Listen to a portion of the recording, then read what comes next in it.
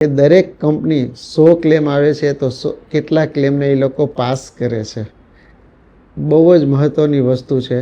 એવી કોઈ પરિસ્થિતિ ઊભી ન થાય રાત્રે કાળી રાત્રે કે ટાણે કટાણે દરેક જણ પાસે રોકડા રૂપિયા હોતા નથી. ખાસ આ ખ્યાલ રાખજો કે રૂમની કોઈ લિમિટ હોવી જોઈએ નહીં. તમે જે કંપનીની પોલિસી લ્યો છો એ કંપનીની અહીં મારા શહેરમાં કે મારા ગામમાં કેટલા કેશલેસ હોસ્પિટલ સાથે એનું ટાઈઅપ છે. ટ્રાન્સપેરન્સી, તમારી પાસે જે પણ બીમારી હોય કે જે કંઈ પણ હોય તમે એને પહેલાં કંપનીની બધી વસ્તુ તમે પણ જોઈ લ્યો અને તમારે જે કહેવાનું છે જે ડિટેલ્સ લખવાની છે એજન્ટને જરૂરથી કહેજો કે તું આ લખી લે.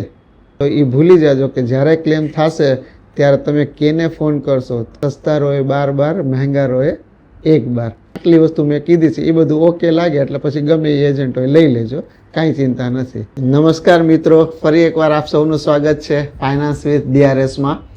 આ પહેલાંના આપણે એક અઠવાડિયા પહેલાંના વિડીયોમાં આપણે વાત કરી કે હેલ્થ ઇન્સ્યોરન્સ આપણા માટે હવે આજના તારીખમાં બહુ જ જરૂરી અને મહત્ત્વપૂર્ણ થઈ ગયું છે.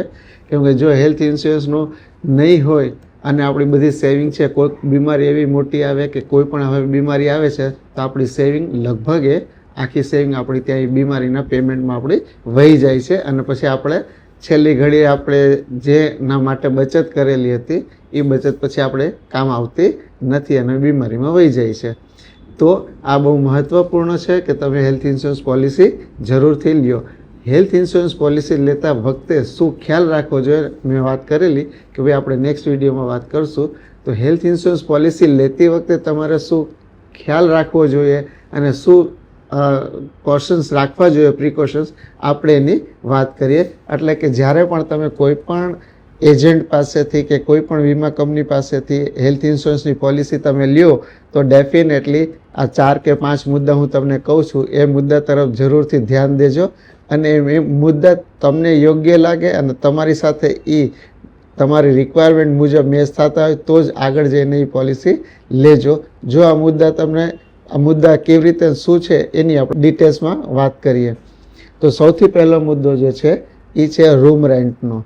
ઘણી પોલિસીમાં એવું હોય છે કે તમે કોઈ પણ વ્યક્તિ જ્યારે પણ આપણે હોસ્પિટલાઇઝ થઈએ છીએ ત્યારે રૂમની એક લિમિટ કેપ કરેલી હોય છે કે તમે પોલિસી જે છે એ 2000નો જ રૂમ લઈ શકો છો, 3નો લઈ શકો છો કે 5000નો. અલગ અલગ પોલિસીમાં એ લોકો રૂમની કેપિંગ રાખતા હોય છે, રાઈટ.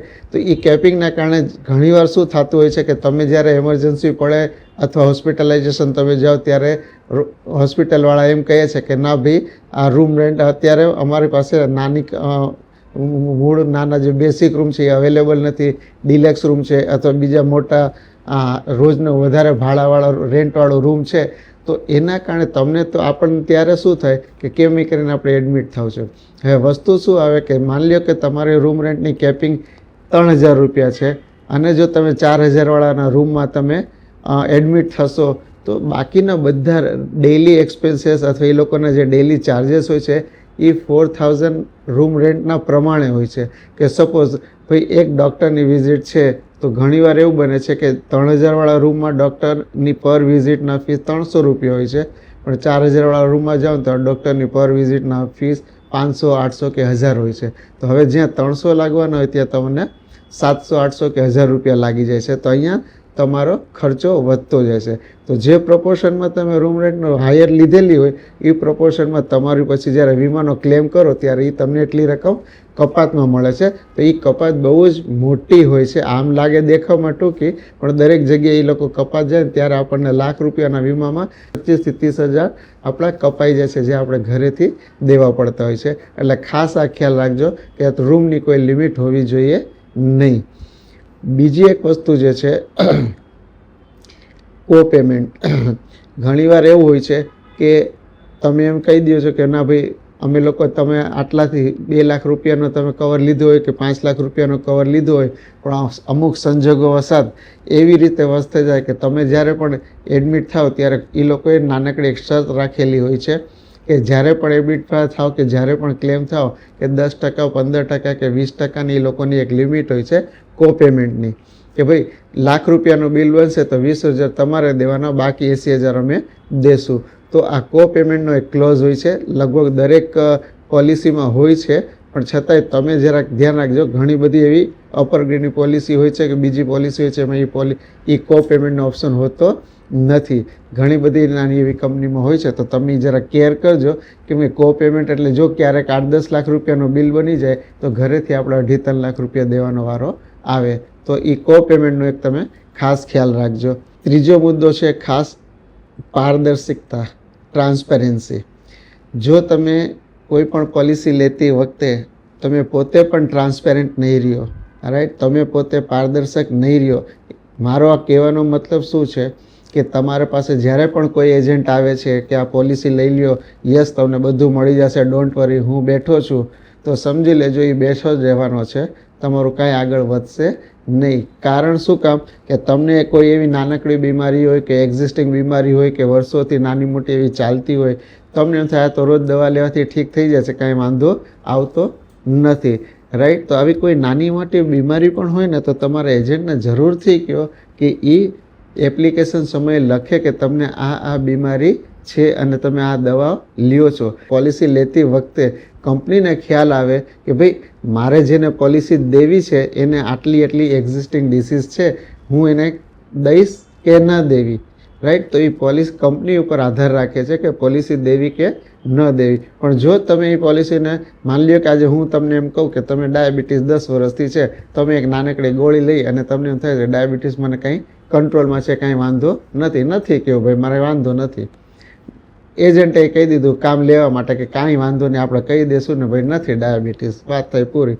પણ હવે વસ્તુ શું થાય છે કે જ્યારે તમે હોસ્પિટલાઇઝ થાવ છો કોઈ કારણસર, બરાબર, ત્યારે ડેફિનેટલી તમે ડૉક્ટરને કહેવાના જ છો કે ભાઈ મને 10 વર્ષથી ડાયાબિટીસ છે. શું કામ? ડૉક્ટરને તમે કીધું કે તમને ખબર છે કે મારે આને બધું કહેવું પડશે ડૉક્ટરને તો મને પ્રોપર ટ્રીટમેન્ટ મળશે. હવે જ્યારે ડૉક્ટરને તમે કીધું કે મને 10 વર્ષથી ડાયાબિટીસ છે, એટલે ડેફિનેટલી ડૉક્ટર પોતાના ડિસ્ચાર્જ સમરીમાં જરૂરથી લખશે કે તમને 10 વર્ષથી ડાયાબિટીસ હતું. હવે જ્યારે તમે ક્લેમ કરો ત્યારે ડિસ્ચાર્જ સમરી જાય કંપની પાસે. કંપનીએ શું લખ્યું? વાંચ્યું કે ભાઈ આને તો 10 વર્ષથી ડાયાબિટીસ છે અને તમારી એપ્લિકેશનમાં તમે લખેલું છે મને કોઈ બીમારી નથી, એટલે આઉટરાઇટ સીધી તમારો ક્લેમ રિજેક્ટ થાય. પછી તમારો એજન્ટ બેઠો ને બેઠો જ રહેશે, નોબડી કેન ડુ એનીથિંગ. તો આ ખાસ ખ્યાલ રાખજો. એક ટ્રાન્સપેરન્સી, તમારી પાસે જે પણ બીમારી હોય કે જે કંઈ પણ હોય તમે એને પહેલાં કંપનીની બધી વસ્તુ તમે પણ જોઈ લ્યો અને તમારે જે કહેવાનું છે જે ડિટેલ્સ લખવાની છે એજન્ટને જરૂરથી કહેજો કે તું આ લખી લે, તમે આ લખી લ્યો અને મારે આ ક્લીન અને ક્લિયર જ રાખવું છે કે જેથી કરીને ભવિષ્યમાં કોઈ પણ જાતનો આ બાબતના કારણે મારો ક્લેમ રિજેક્ટ થાય નહીં. તો આ વાત ખાસ ખ્યાલ રાખજો. જેટલી ટ્રાન્સપરન્ટ તમે રહેશો કંપની પણ તમને એટલો સપોર્ટ કરશે. એવું જરાય નથી કે તમે બીમારી દેખાડશો એટલે કંપની ના પાડશે. વસ્તુ એનો અર્થ ઊંધો લ્યો તમે કે તમે ટ્રાન્સપેરન્ટ રહેશો ને તો કદાચ બની શકે કે 30,000નું પ્રીમિયમ નહીં 32,000 લેશે, પણ 32,000 દઈ દેવા પછી તમને ફ્રી અને આરામ અને ટેન્શન મુક્ત રહેશો. એનું કારણ છે કે તમે ટ્રાન્સપેરન્ટ છો. કંપનીએ કહી દીધું હા ભાઈ મને ખબર છે કે આ વ્યક્તિને આટલી બીમારી છે અને છતાંય હું પોલિસી મેં થોડોક ટોપઅપ કરાવીને પોલિસી એ લોકોને આપી છે, એટલે આ તમારી બીમારીના કારણે ક્યારે પણ પોલિસી રિજેક્ટ થવાનો વારો, ક્લેમ રિજેક્ટ થવાનો વારો આવે નહીં. તો ખાસ ખ્યાલ રાખજો કે તમે એજન્ટ સાથે ટ્રાન્સપેરન્ટ અને એજન્ટને ન લખતો હોય કે ના થઈ જશે વાંધો નહીં, આ તો નાની બીમારી છે, હું બેઠો છું થઈ જશે, તો એવું કોઈ પણ જાતના એજન્ટના એવા કોઈ પણ વાતો ઉપર વિશ્વાસ ના મૂકતા.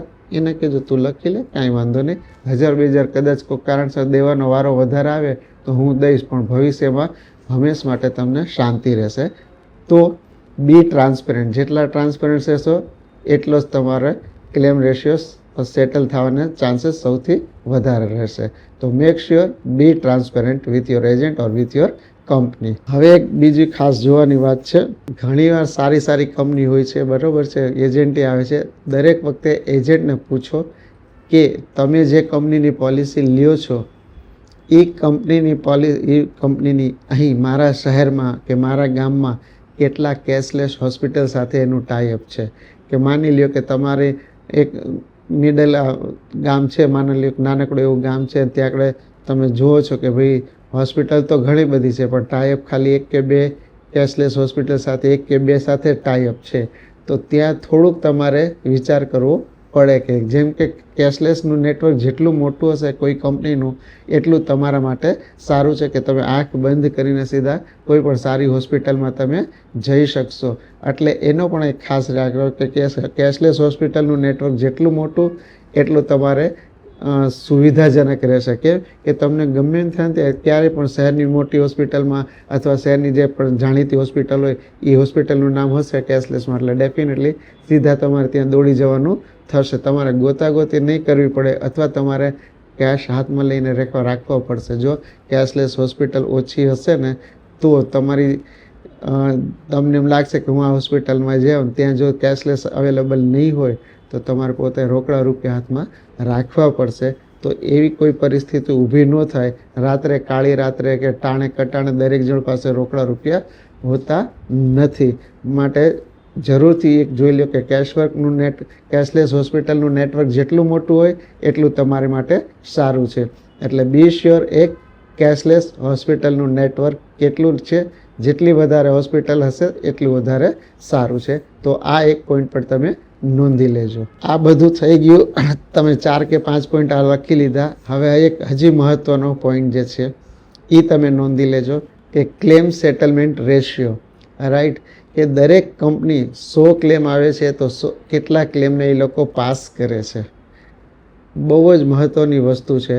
કેમ કે જો એનો રિજેક્શન રેશિયો વધુ હશે એનો મતલબ એવો થયો કે એ લોકોને ક્લેમ દેવામાં રસ નથી. આના બે વસ્તુ અર્થ નીકળે. કાં તો કે કંપનીને ક્લેમ સેટલમેન્ટ રેશિયો કંપની કાંઈક ને કાંઈક ખોટખાં પણ કાઢે છે કે કાંઈક ને કાંઈક વાંધા વચકા કાઢીને ક્લેમ રિજેક્ટ કરાવવાની એ લોકોની પોલિસી હોય છે.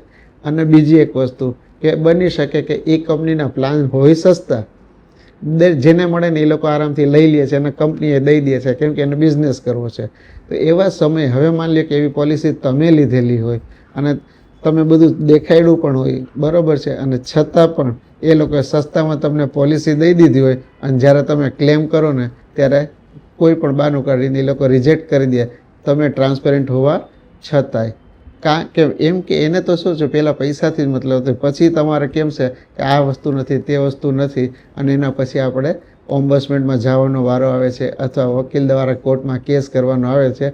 તમે ટાણે કટાણે ઘણીવાર પેપરમાં જોતા હોઈશો કે ફલાણી કંપનીએ ક્લેમ રિજેક્ટ કર્યો છે, વકીલે ક્લેમ પાસ કરાયો ને આવો ઘણા બધા કિસ્સા છાસવારે પેપરમાં આવતા હોય છે. તો તમે આ ખાસ ધ્યાન રાખજો કે ક્લેમ સેટલમેન્ટ રેશિયો કેટલો છે, કંપનીની રેપ્યુટેશન કેટલી છે, કંપની સારી છે શું છે, તો એ ક્લેમ સેટલમેન્ટ જોઈ અને એના પછી તમે એનો રેશિયો જો 99થી વધુ હોય, 95થી વધુ હોય તો તમારે આરામથી એ કંપની સારી છે. 95, 96, 97 અત્યારે બધી કંપનીના રેશિયો સારા છે. 4 કે 5 મોટી કંપનીના બહુ જ સારા છે.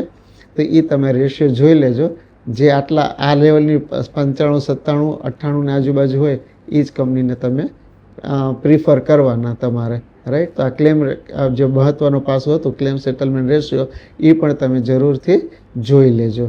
રાઈટ, હવે છેલ્લું આપણા તરફથી કે લેતી વખતે કોઈ પણ એજન્ટ કાંઈ પણ બોલે અથવા કોઈ પણ જાતનો ક્લેમ કરે કે હું બેઠો છું, હું દેવડાવી દઈશ, મારા બહુ સારા સંબંધ છે, હું 20 વર્ષથી આ કંપનીમાં કામ કરું છું, બધું એકવાર કોરાણે મૂકી દેજો. 3 કે 4 વસ્તુ હોય છે કે તમે કોઈ પણ પ્રી એક્ઝિસ્ટિંગ ડિસીઝ હોય છે એ અમુક એવા હોય છે તો એ તમને કોઈક કંપની 2 વર્ષ સુધી નથી દેતી, કોઈ કંપની 3 વર્ષ સુધી નથી દેતી. પ્રી એક્ઝિસ્ટિંગ ડિસીઝ એ તમે કોઈ પણ દેશે નહીં. એટલે એ વાતમાં કોઈ દી આવતા નહીં કે ના હું બેઠો છું ને તમારી આ ડિસીઝનું હશે ને હું કેમ એ કરીને સેટલમેન્ટ કરાવી દઈશ. બીજી વસ્તુ, અમુક પ્લાનિંગ સર્જરી હોય છે જેમ કે હરસમસા ભગંદર જેવું હોય છે અથવા ની રિપ્લેસમેન્ટ હોય છે. તો એનું છે ને ડૉક્ટર તમને કહી દે છે કે આ 6 મહિના પછી કરો કે 12 મહિના પછી કરો કે 1.25 વર્ષ પછી કરો તો વાંધો નથી, કાંઈ વાંધો આવશે નહીં, મોતિયાનું ઓપરેશન એ આપણને ટાઈમ. તો આવી કોઈ પણ જાતની હોય છે ને એ પણ તમને 2 વર્ષ સુધીનું ક્લેમ, 2 વર્ષ સુધી પ્લાનિંગ સર્જરીને તમને પૈસા મળતા નથી. તો આ વાતથી ખાસ ધ્યાન રાખજો. એક પ્લાનિંગ સર્જરી તમને મળતી નથી અને એક પ્રી એક્ઝિસ્ટિંગ ડિસીઝ અમુકમાં 3 વર્ષ છે, અમુકમાં 2 વર્ષ છે, અને અમુકમાં 4 વર્ષ છે. તો એ તમે ખાસ ખ્યાલ રાખજો.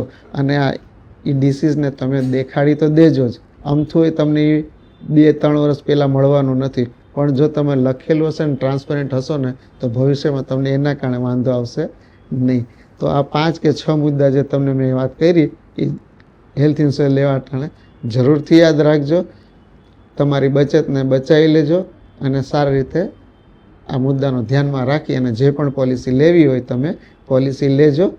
એજન્ટ ઉપર ભરોસો કરજો જરૂર, પણ હું બેઠો છું, તમારે ચિંતા ન કરો, બધું ઓકે છે, તો એ વસ્તુ ઉપર તમે બહુ ધ્યાન દેતા નહીં. આટલી વસ્તુ મેં કીધી છે એ બધું ઓકે લાગે એટલે પછી ગમે એ એજન્ટ હોય લઈ લેજો, કાંઈ ચિંતા નથી. પછી ખાલી ક્લેમ ટાણે જ આપણને ક્લેમ બરોબર પ્રોપરલી થઈ જાય એટલે કાંઈ વાંધો આવે નહીં, રાઈટ. પણ હા, એજન્ટ પણ એનો મતલબ એવું નથી કે એજન્ટ જરૂરી નથી. એજન્ટ જ હશે જે તમારી અને કંપનીની વચ્ચે સેતુ છે, બરાબર. તમને એમ થશે કે ઓનલાઈન પોલિસી હું લઈ લઉં તો મને 2000 સસ્તું મળશે, તો એ ભૂલી જાજો કે જ્યારે ક્લેમ થશે ત્યારે તમે કેને ફોન કરશો, કેમ કે ત્યાં જે કોલ સેન્ટરમાં રોજે રોજ માણસો બદલાતા હોય છે, સમય બદલાતો હોય છે, એમ સ્ટાફ બદલાતો હોય છે. કોઈ તમને ટ્રેકિંગ કરી શકશે નહીં, કોઈ તમને કાંઈ કહેશે નહીં, એ તો સિસ્ટમ પ્રમાણે ચાલશે. તો ત્યારે તમને ઘણી બધી તકલીફ પડશે. ત્યારે ફેસ ટુ ફેસ મળવા માટે તમારી પાસે એક એજન્ટ જ હશે. એટલે ગમે ત્યારે પોલિસી લ્યો તો એજન્ટ સાથે જ લેજો, ભલે કાંઈ પણ વાંધો નહીં, ટ્રાન્સપરન્ટ રહી, ક્લિયર રહી અને એજન્ટ સાથે પોલિસી લઈ લેજો, વાંધો આવશે નહીં. તો આટલી વસ્તુનું ધ્યાન રાખજો. અને દરેક પોલિસી કાંઈ પણ લ્યો તો ઓનલાઈન કરતાં એજન્ટ સાથે લેજો, એ તમને વધારે સગવડ ભરવી પડશે. જેને એમ કહે ને કે સસ્તા રોએ 12 મહેંગા રોએ 1 થોડુંક કદાચ પ્રીમિયમ 1 કે 1.5 વધુ દેવું પડે ઓનલાઈન પોલિસી કરતાં, પણ તમારી સામે એક વ્યક્તિ છે જેને તમે કાંઈ પણ કહી શકશો, બોલી શકશો, ચેસ કરી શકશો, તમારા વતી દોડાદોડી કરી શકશે અને તમને ઇન્સ્ટ્રક્શન કરી શકશે, ગાઈડ કરી શકશે અને તમને ક્લેમ સમયે હેલ્પફુલ થઈ શકશે. That's all from my side. આશા છે તમને આ બધી વસ્તુ, આ પોઈન્ટ તમે નોંધી લીધા હશે.